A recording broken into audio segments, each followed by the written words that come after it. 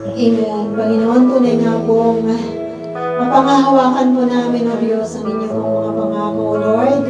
Maraming salamat dahil tunay nga pong ang katatagan ay mahanap po namin sa inyo. You are our help, O God. You are our stronghold, our refuge, Lord. Our salvation, O God. Our friend, God. At tunay nga pong kapayapaan namin, O Diyos. We can be still in your presence, Lord. At sabi nga po sa inyong salita, O Diyos, the thousands may fall from our right and 10,000, O Lord God, from the other side, Lord. Tunay nga po na kayo ang patuloy na magpapatatag sa amin na kami, Panginoon, ay makakatayo. Patuloy na magiging matatag, O Diyos, na nakatayo dahil, O Lord God, sa inyong kapangyarihan, O Diyos. Salamat sa pagmamahal ninyo. Salamat, Lord, sa mga paalala ninyo sa libing ito. Lord, alam po namin habang nandito po kami sa lupa, ay patuloy na kayo, Lord God, ay magpapalakas. At Lord, hindi lamang po ang inyong pangako ay para lamang dito sa lupa, kundi Panginoon, maging sa kalangitan. Ang eternal na dwelling, Panginoon, kasama ang aming pong tagapagligtas.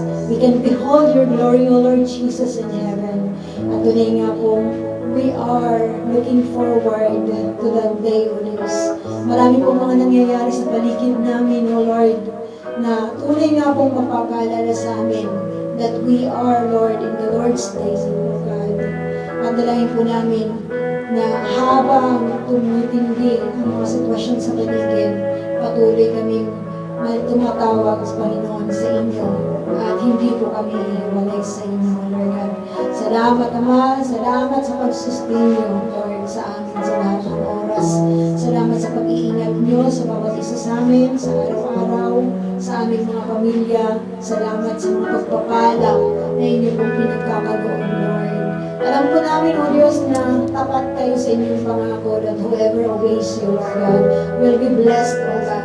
Sabi niyo, Panginoon, tunay na ibibigay ninyo ang siksik, liglig at umaakaw na pagpapala sa inyong mga anak. Tunay nga Ama na pananaligan namin yon.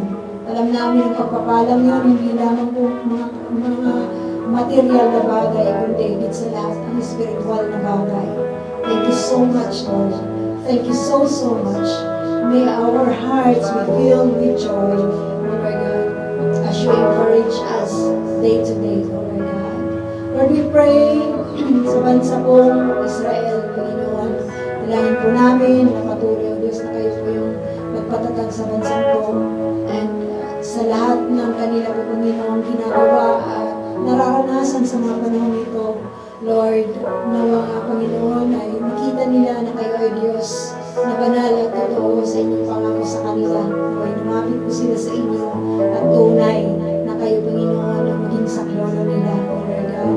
We pray for those people na nakaranas, Panginoon, ng lynching, Lord, sa Europe.